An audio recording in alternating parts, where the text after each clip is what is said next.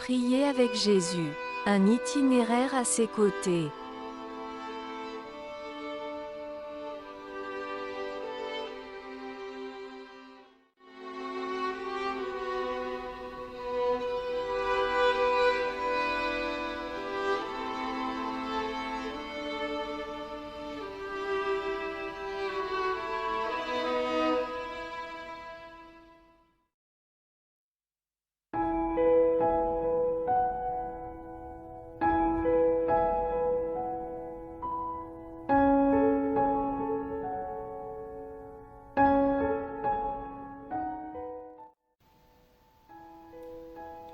Bonjour à vous tous et à vous toutes.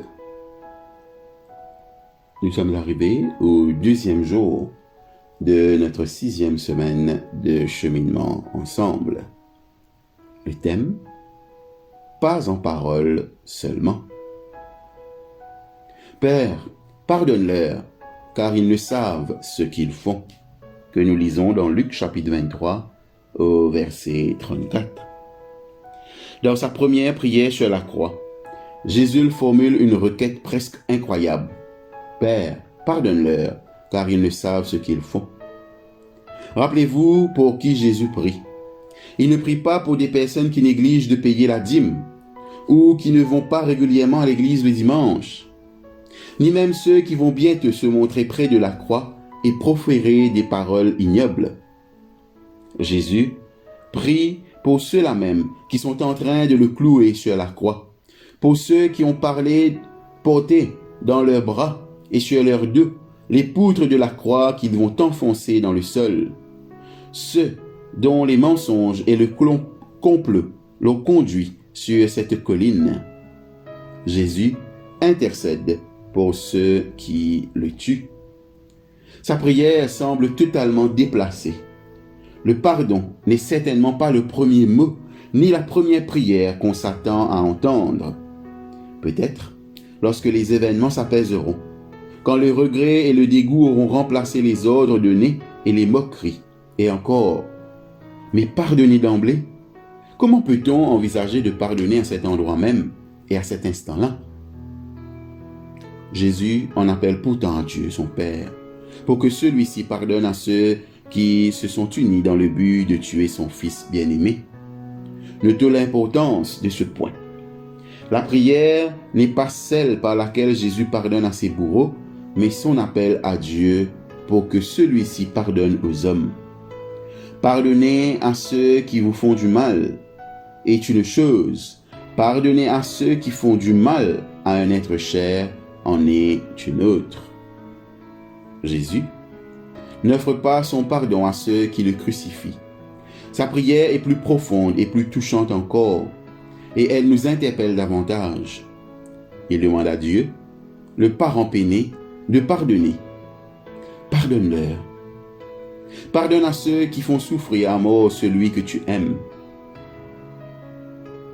Pourquoi ai-je dit que cela nous interpelle? Parce qu'il y a des situations où il nous est impossible de pardonner aux autres, notamment s'ils ne se repentent pas. Mais à l'exemple du Christ, nous pouvons faire le premier pas, aussi hésitant soit-il, et nous en remettre à Dieu. Se pourrait-il qu'en confiant à Dieu notre peine, notre rancœur, en lui remettant notre incapacité à pardonner, nous implorions du même coup la grâce divine en notre faveur, afin qu'elle nous prépare pour le moment où la réconciliation sera possible. Père, pardonne-leur. Puissions-nous prier comme Jésus l'a fait pour que le moment venu, nous trouvions la grâce de vivre comme il a vécu. Prions. Père, pardonne-leur.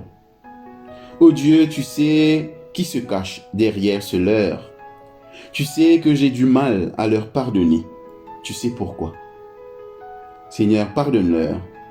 Conduis-nous vers la réconciliation et dépose la semence du pardon dans mon cœur.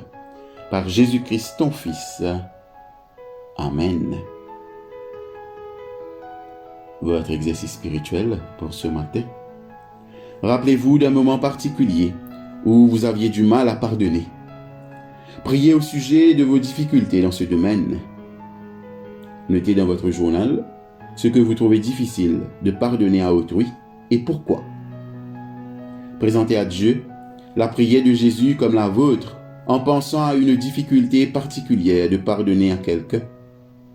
Que la grâce qui consiste à demander à Dieu de pardonner à cette personne vous aide à surmonter le ressentiment, à éradiquer tout désir de vengeance et à vous rapprocher du pardon authentique.